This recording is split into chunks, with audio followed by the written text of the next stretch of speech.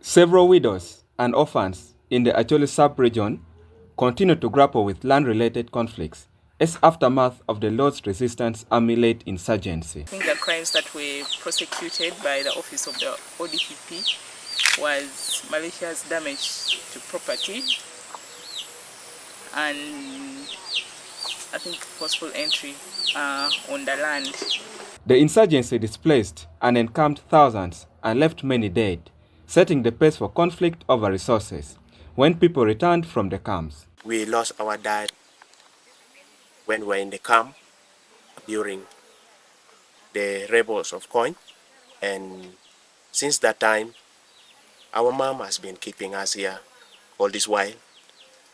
This is the very land she was digging and fed us with, and we have been helping her with some other activities in this land as well, until it reaches a time where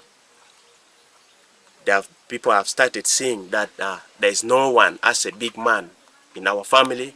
Then they have started disturbing us. Due to the challenges, many orphans failed to attain higher education or better alternatives for livelihoods.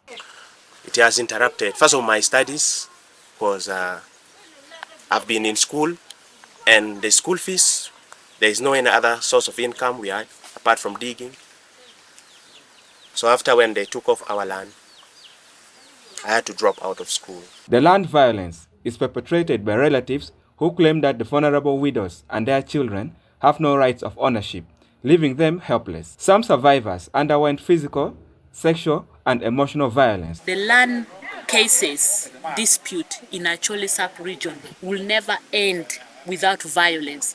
It always starts and violence comes in. They assault, tomorrow they threaten, next time they sexually harass, they are abused, they do malicious damage, but most of them do not report.